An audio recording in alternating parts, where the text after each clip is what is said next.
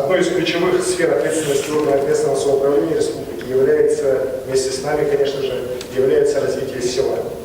Многие годы в сельское хозяйство направлялись огромные финансовые средства, но их низкая эффективность стала уже притчей во языцах. Ощутимых результатов, к сожалению, от наших многомиллиардных вливаний до сегодня нет.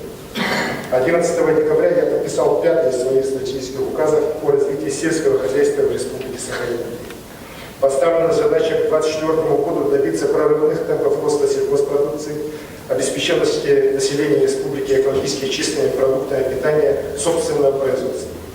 Местная сельхозпродукция должна вытеснить с прилавков привозные товары сомнительного качества, и это главная цель агропромышленного комплекса республики.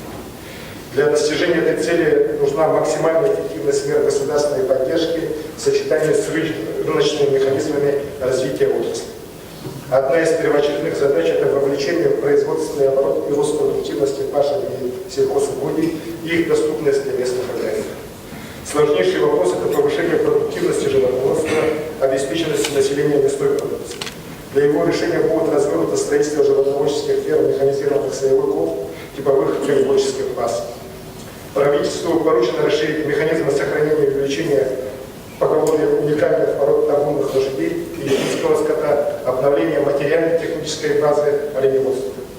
До 2024 года поставлена задача ввода производственных мощностей, которые будут обеспечивать прирост переработки молока до 60%, мяса до 50%, овощей и картофеля до 30%. В рамках единой инженерно-технической политики будут управляться парк перерабатывающего оборудования и сельхозтехники.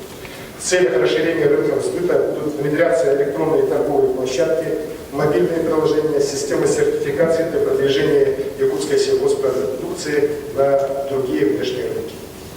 Для повышения эффективности государственной поддержки сельского хозяйства, ориентированной на решение всех поставленных в отрасли задач, создается фонд поддержки агропромышленного производства Республики Саха-Якутия с ежегодным привлечением средств, если будут развиты. Самое важное, экономические результаты работы агропромышленного комплекса должны привести к росту доходов работников сельского хозяйства, к развитию сельских территорий. Это одна из самых базовых задач стратегии республики.